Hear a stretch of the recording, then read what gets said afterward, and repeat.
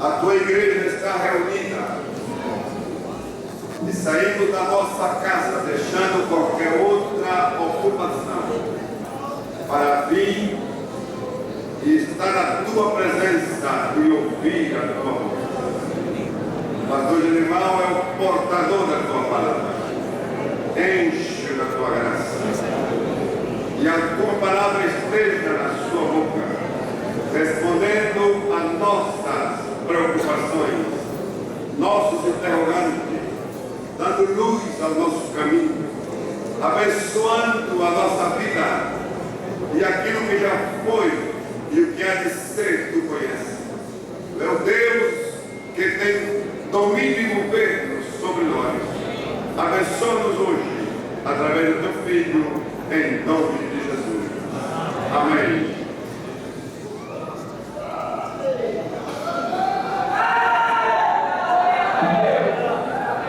Queridos, quero saudar a todos com a paz do Senhor. Quero fazer lição de gratidão a Deus pelo privilégio merecido do Pai de estar nesta igreja honrada. E com isso eu quero externar a minha gratidão ao pastor Martin Alves pela credibilidade e a confiança que ele tem assim dispensado. Quero agradecer a sua família, ao pastor Edemar Rosa, meu vice-presidente, que Deus recompense, usando o nome deles. Quero externar a minha gratidão a todo este corpo. Não vou ter a ousadia de chamá-los de companheiros, porque eu não estou a esta altura, mas quero chamá-los de amigos. Quero agradecer a Deus pelas nossas vidas, como também rever o pastor José Huerto Júnior, como digna esposa Lídia, todos aqueles que o acompanham, o pastor Alexandre, para mim é uma satisfação revê-los. Como também o pastor Miranda, o pastor Jair Caio, amigos que Deus tem nos dado nesta cidade, a todos os que coordenam esta conferência e a todas as conferências. Não deixaria de agradecer a Deus pela vida do pastor Sarqueiro, que tem sido exemplo para a nossa geração.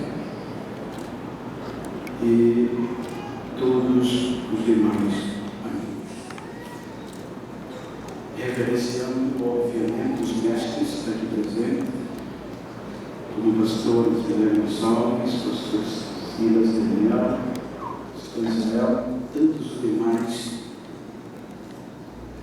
mestres que são responsáveis para gerar frutos como ele. Uma nova geração cristã. São reflexos das reflexões, dos ensinos e dos escritos, o escrito desses homens. Sou Felipe, muito bom ver meu amigo, e ora, parece até, mas como poderia me citar o meu povo, os meus líderes, pastor Edmilson, pastor Marcos, secretário da nossa comissão, pastor Edmilson, pastor de uma grande igreja do estado, e João, pastor Eduardo, que nos bastidores, ele que é responsável, irmãos, por vocês me conhecerem. Foi ele que me projetou nesse Brasil, foi ele que é a queda de mim, e pouco falando de mim para os presidentes da nossa nação. Nunca esqueço. Queridos, trata-se de um culto histórico, comemorativo. Então, nada melhor do que falarmos em um contexto estimulativo para uma geração presente. Então, eu quero ler um texto do livro de Cantares de Salomão. É uma mensagem por demais vida, conhecida, histórica, mas é o que está no meu coração. Quantos irmãos há, eu quero fazer menção de gratidão pela vida de Sua Excelência, Senhor Prefeito, e obviamente todos aqueles que o acompanham, como também o poder legislativo judiciário dessa cidade. Cantares de Salomão, capítulo 2, versículo 10.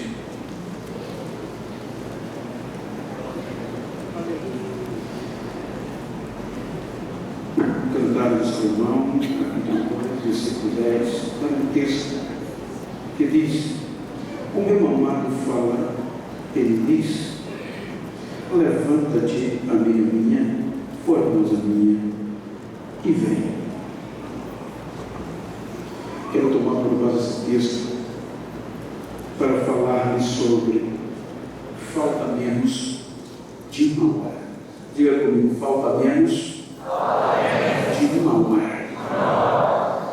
Quando nós observamos o texto de preço e obviamente o seu contexto, nós percebemos que o livro de Cantares é um livro que nós não debruçamos muito, nós, entre aspas, pois ele tem palavras que para a nossa cultura não soa bem aos nossos ouvidos. Elas soam de uma forma imediata, pejorativa, porque ela traz frases recíprocas de amor, galanteios e elogios.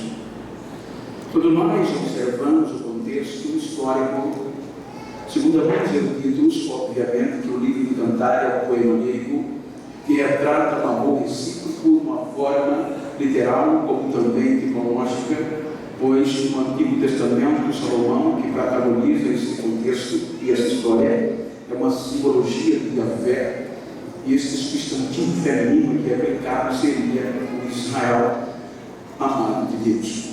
Quando nós observamos o Velho e o Novo Testamento, conforme o teólogo Agostinho, que o Velho e o Novo influenciam o Velho, assim sucessivamente, ele mostra Salomão como a tipologia de Jesus e a sunamita, uma tipologia da igreja.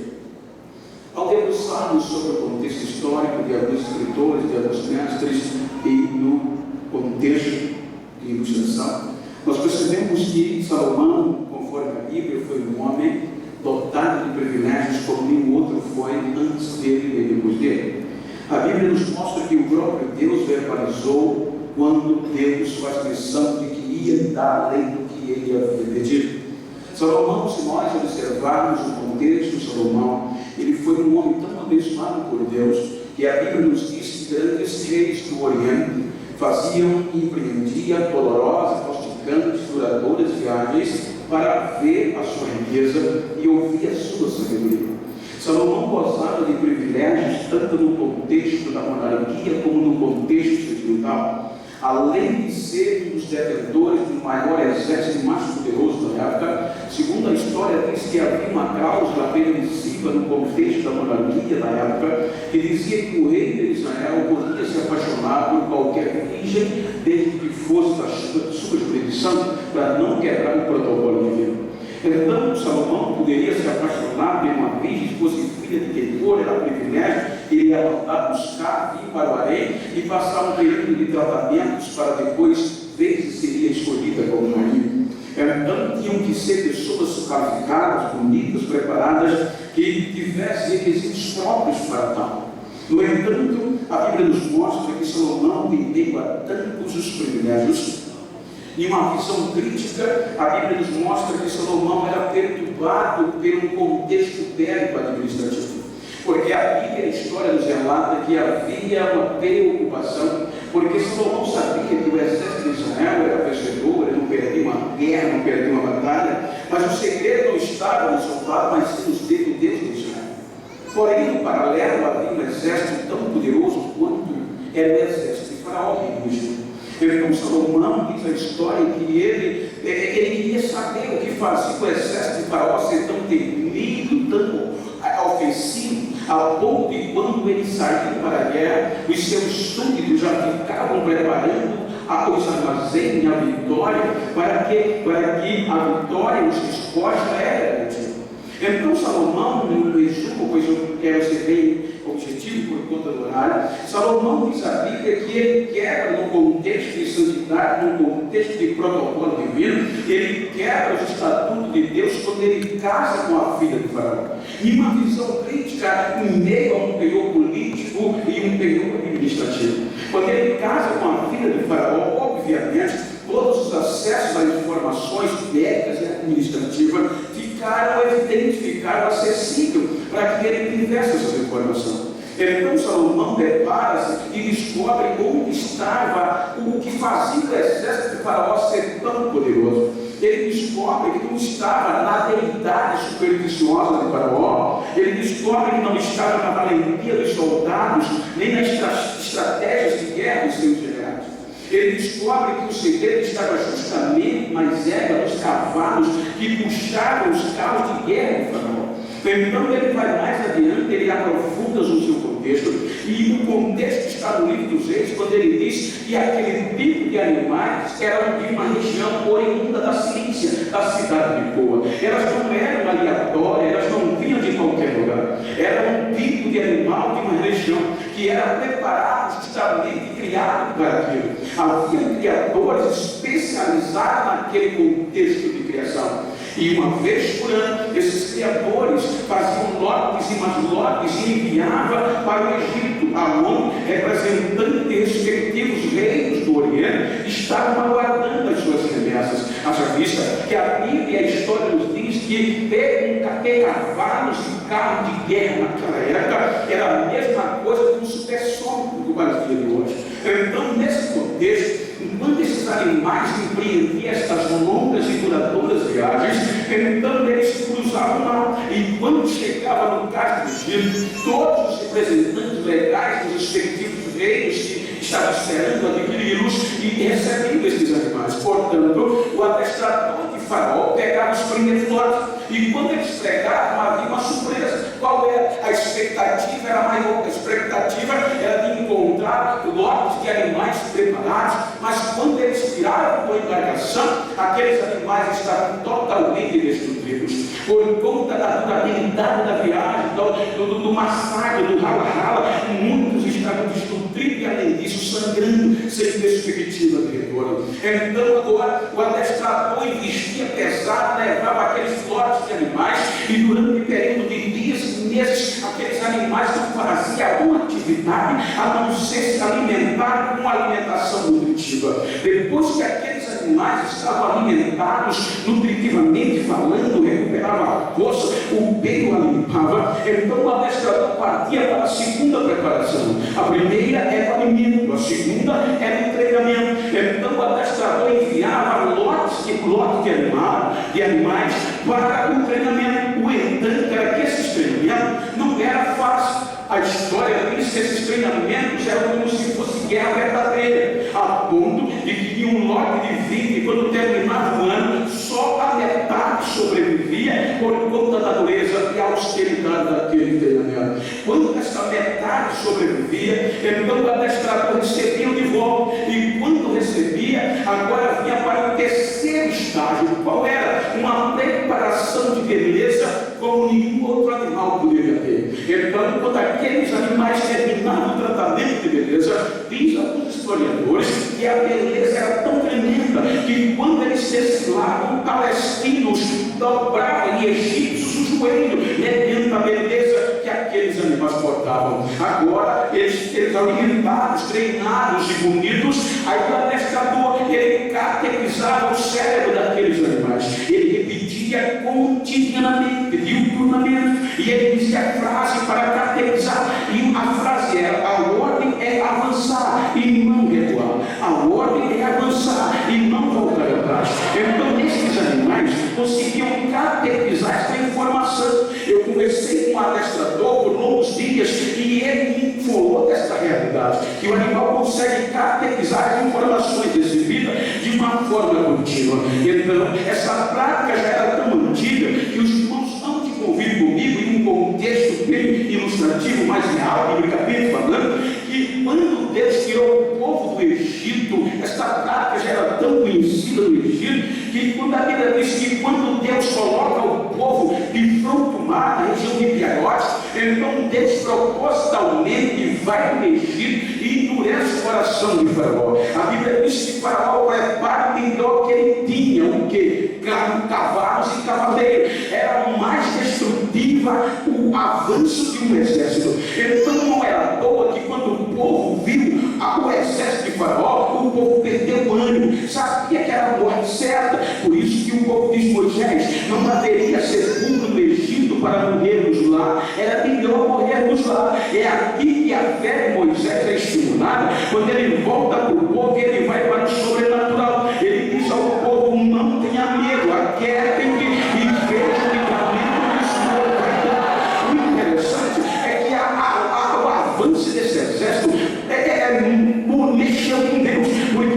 diz que a coluna, o anjo, a coluna de nuvem que ia na frente do povo, quando o exército surgiu, a coluna saiu da frente e veio para trás, para amedrontar os animais.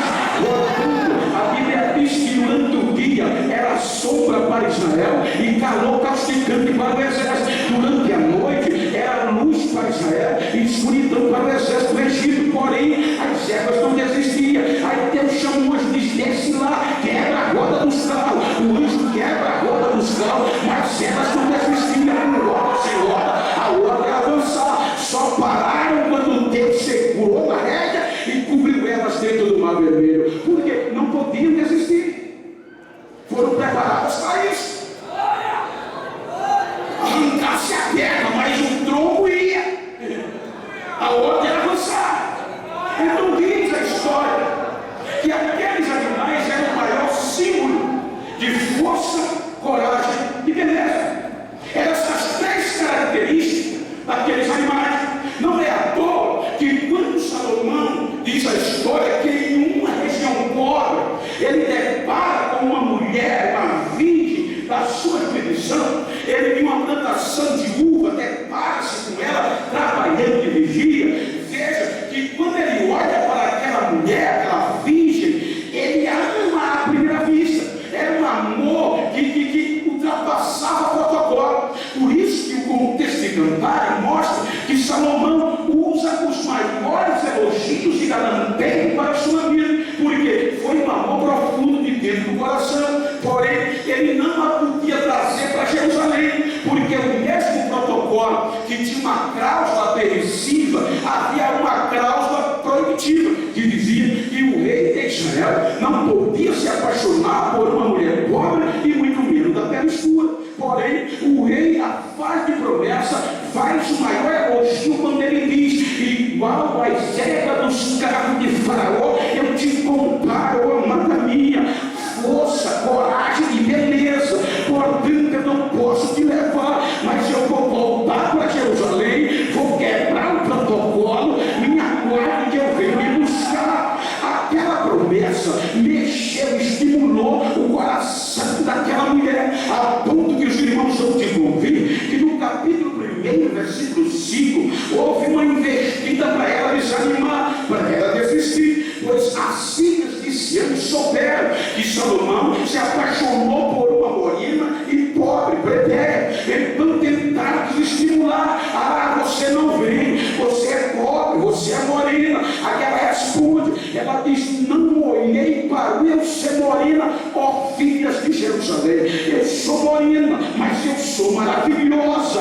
Ou seja, os meus irmãos ficaram com raiva de mim, me colocaram para trabalhar de vigia na plantação de uva, e eu não tive tempo de me cuidar, de preparar da minha vinha, do meu corpo. Portanto, a ciência da medicina chama isso aqui de fenocópia. Por exemplo, se você pega o pastor Silas Daniel, coloca ele 3 meses tomando conta de uma plantação desse solzinho aqui do Nordeste, tira ele do rio, bota ele aqui 3 meses. Quando você for buscar ele vai estar da minha cor, e eu lá não posso chegar, senão desaparece. Mas aí quando você olhar para ele, você vai dizer: mas como você está queimado? Ele vai dizer: é fenocópia, é marca de sofrimento. Mas eu sou original, eu não mudei, o sol não mudou a minha característica. Ela não desanimava. Quando nós vamos para o Novo Testamento, o interessante é se nós observarmos o texto do Evangelho, o próprio Jesus disse que ele veio especificamente para os filhos de Jerusalém. Ele disse: eu não fui enviado senão a casa de Israel. Quando ele envia os apóstolos a primeira vez, ele disse: não pregue para gentios.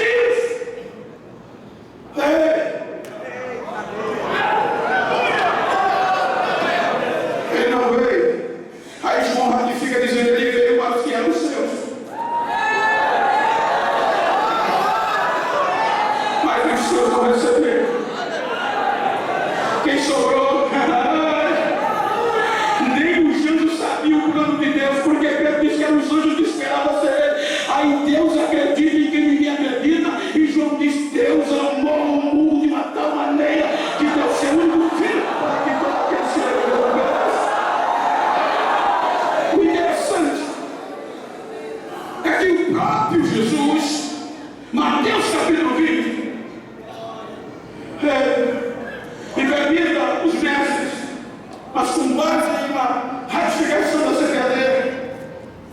A Bíblia nos mostra que Jesus, no capítulo 20, depois de uma frustração de alguém, ele olha para o discípulo e prega dizendo: o reino de Deus em uma palavra é semelhante a um pai de família que saiu de madrugada a salariar trabalhadores para a sua vinha, obviamente. Ele assalariou, contratou, ele sai a terceira e a sexta, sai a nona. Era um prazo normal de contratar. Por muitos anos, a minha formação profissional era agricultura.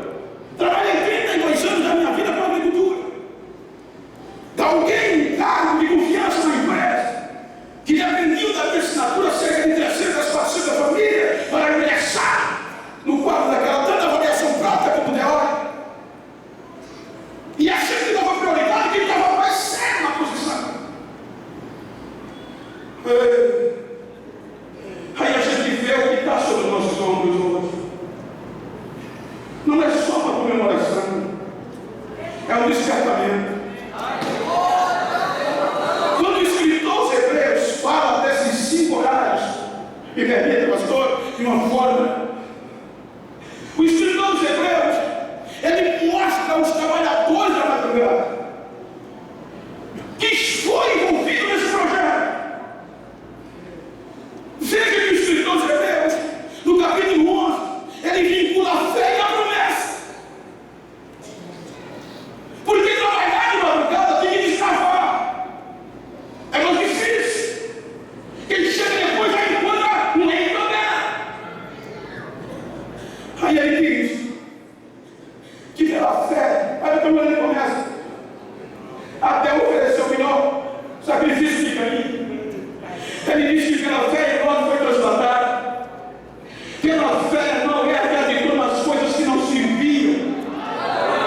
Ele diz que pela fé Abraão e Sara deixou tudo e não alcançou a promessa. Ele diz que pela fé Moisés celebrou a cena no deserto. Ele diz: mas o que eu direi de Gideão, de Sansão, de Davi, de Samuel, de Baraque? O que faltaria tempo para falar desses homens que apagaram a força do fogo, homens e mulheres que enfrentavam o exército e colocavam o exército inteiro para correr, homens que na batalha não recuavam, mas avançavam e venciam exércitos estrangeiros. Eles muitos foram cerrados pelo meio, escravos sofreram, não tinha microfone sem fio, não tinha terno da voz, não tinha terno da Hotline, era um debaixo de perna de carneiro, de cabra, esbofeteado, sangue correndo, mas ele não abria da fraqueza, tirava força.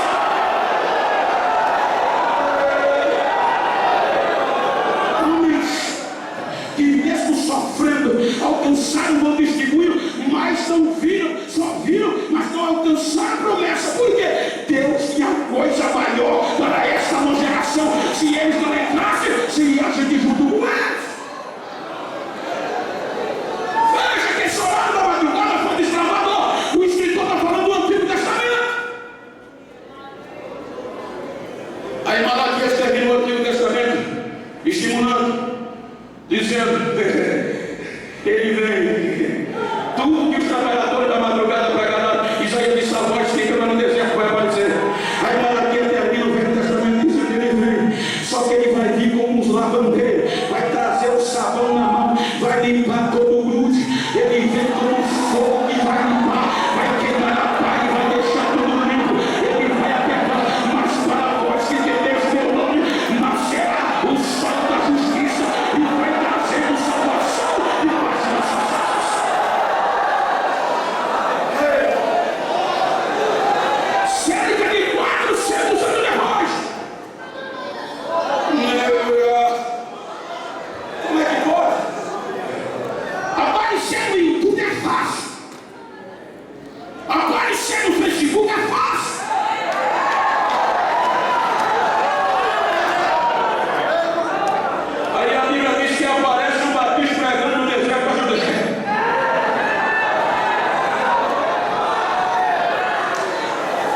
Sapato rapariga, não. Escarabaixo não é assim, não. Veste bonita, não. Que era aquele dia um cinto e um corpo de animal no corpo. E vinha pregando, desbravando, arrebentando, quebrando tudo. Não tinha uma imagem perfeita, mas ele requisito. Arrependa e produz um fruto digno de arrependimento. Porque o machado já foi posto na raiz da árvore. Quem não produzir fruto vai ser cortado, jogado fora e vai ser queimado no fogo. O que era aquele dia que a multidão corria para ele, confessando o pecado e aceitava a Jesus, a palavra, ou seja, era um som que ainda faz a diferença desde a madrugada até o retorno. Era um som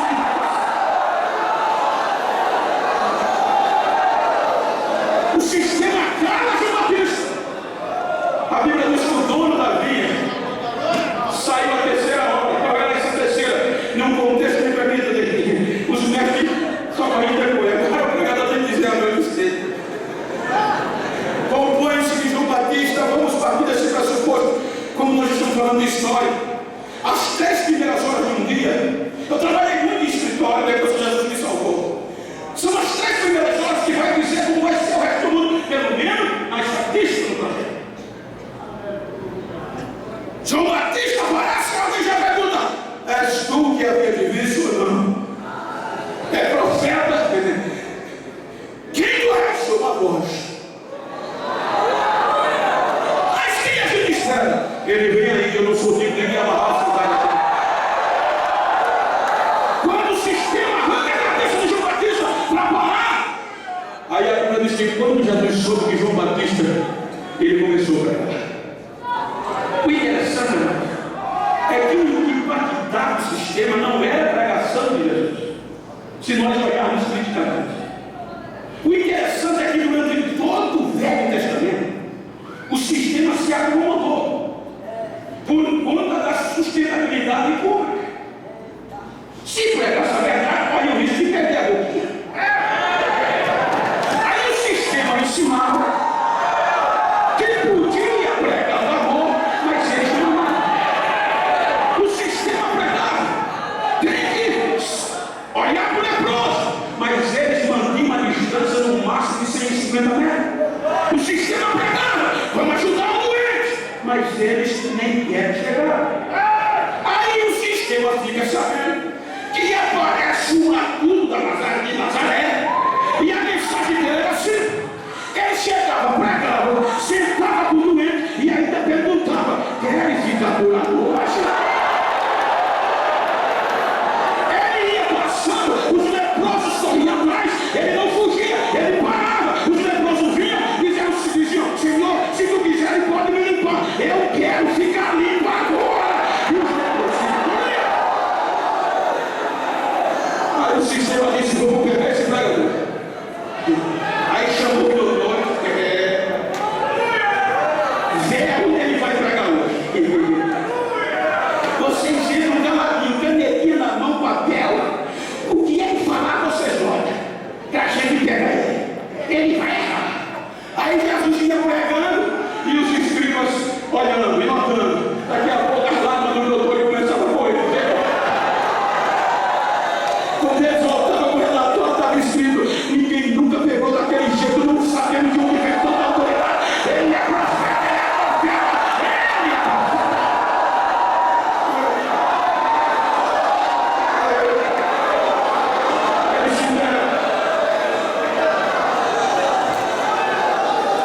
Ele se entrega. Quando ele se entrega, porque ele mesmo disse: é opcional.